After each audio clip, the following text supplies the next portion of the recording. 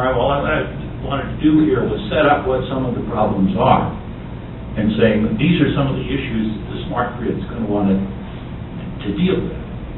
At low penetration, okay, the spinning reserves take care of it. If there's a shortage of power right now, people are installing gas-fired generation because that's the cheapest way to pick it up. The other problem is, when do you want to introduce storage? And you have different amounts of storage to go in at different sites and under different conditions. If you're looking locally, you want to pick up, say, something of a few kilowatts or something of, say, maybe a transformer. So you can think about, do I want to have storage at the house? Do I want to have it at the transformer? Do I want to have it at the substation? If you're at the substation, it becomes the order of megawatts that you want to keep. And then if you look about gigawatts, you've got to look at, really, there are only two sources of storage, on a large scale. One's pumped hydro, and the other is compressed air. Now, these technologies are old. I get a chuckle out of this. Greg Martin, on his thesis, master's thesis, looked at some of the history on pumped hydro, and the second paragraph in his thesis quotes a 1917 patent that points out how you could use pumped hydro to go with wind energy. So it's not a new technology.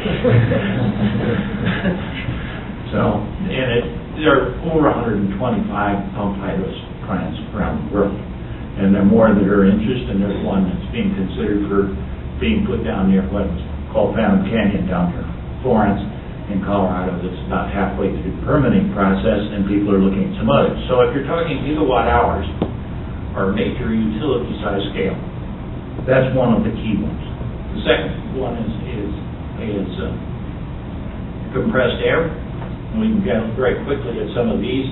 Different kinds of storage systems apply on different size scale, and depending on what you are and what your transient times are, how fast you want to respond. So you've got two things: capacity in terms of energy storage, and the ability to change the amount of power you need rapidly to compensate for rapid fluctuations, either in your load or in your source.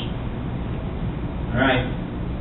If you look at Colorado, pumped hydro storage, Cabin Creek, and if you look at the graph on that, you find that if we increase the storage, as we increase the penetration, the cost of integrating this renewable energy into the system decreases. Here's a plot diagram with compressed air. Basically, you take your power source when you've got excess power, you compress air into a cavern or some other convenient place to store it. When you need it, you let it run back out and help run the turbine to do that, and it turns out that you save about 2/3 of the cost of natural gas if you wind up pre-compressing your energy, your air. All right. There's a lot of work going on batteries. There are improvements being made in the electrodes for lead-acid batteries, a major way. Metal hydride batteries I haven't heard much about. There's a great deal of effort going on lithium-ion batteries in terms of new electrodes, and that's the system that's being installed the most. All right, here's an installation that includes 4 of them. You have to keep these things warm in order to be able to make the sodium sulfur reaction going, so that it takes some thermal power to run these things.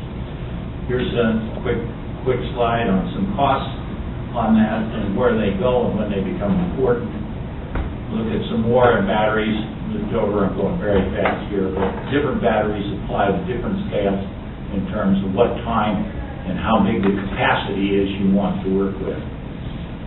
All right, these are the students, both Professor C.E. Lee, that have done most of the work in my group of putting together this stuff, where we've looked at ramp rates, we've looked at the various sources. We've located maybe a dozen sites in Colorado where you could put pumped hydro. We've looked on the eastern plains, find that mostly you're not in a good position to put in compressed air there unless you do it above ground.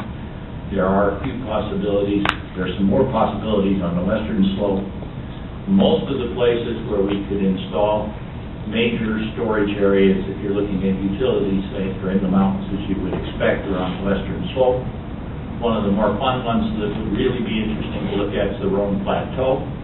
where you've got 3,000 feet of drop, you don't need very much water. If you've got water they got to get rid of and clean up out of the gas wells they're drilling out there. And I think what could have some fun in providing, storing lots of energy and making it available at times. Another one that's kind of a surprise, it turns out that we could put in some pumped hydro back to Boulder using some lakes that already exist and some water systems that already exist, and it could be interesting in the several hundred megawatt region if one wanted to look at it. So there's some fun things to do. All right, I think that's a good place to talk. I have additional slides and stuff on various systems and how and where you might put these in the grid.